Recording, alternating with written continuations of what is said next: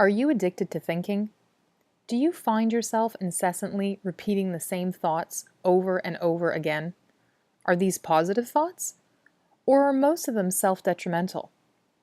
It can be very difficult to break such a habit. After all, this may be something that you've been doing for most of your life. Many of us have developed a self-sabotaging inner voice as a defense, a protection. It makes sense that if we attack ourselves first, no one else will be able to hurt us. Most probably, this was developed at a time in your life when it was a requirement for your very survival. But is it still serving a good purpose in your life now? Changing old habits is a challenging task. I know. I have a very addictive personality. Changing my habits takes a lot of patience, persistence, and self-compassion. But it's a very attainable goal once you've set your goal. Patience is needed because something that is second nature to us does not change overnight. Persistence is needed because you will want to give in to old familiar habits. It's easier and more comfortable to fall back into old ways of doing things. And you need compassion because you're going to need a lot of understanding and self-forgiveness to get through this. There will be many times you will fall off the set path and you'll need to forgive yourself and just get back on. Replace the self-detrimental bashing with self-compassion and a touch of understanding and self-love. There is one simple step you can take right now.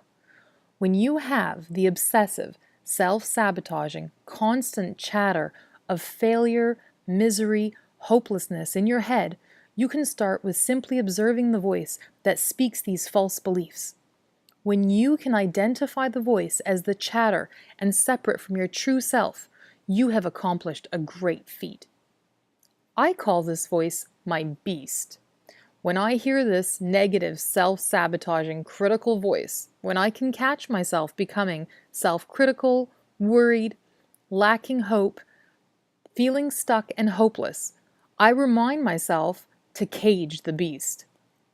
I can imagine my beast as an ugly, huge, ginormous, wart-infested, slobbering she-devil. She is vicious, cleverly manipulative, and powerful. She is very skilled at pinpointing my weaknesses and my failures. But I'm more powerful. I am her master. And whenever I have noticed that her cage door is open and she's out playing, causing havoc, I can, in a moment, put her back behind the bars and switch the lights off on her. All I have to do is recognize that I am not my thoughts. Have you identified your inner beast? Is your beast ruling and ruining your life? You can get your power back. The first step is to recognize that the voice is not the real you.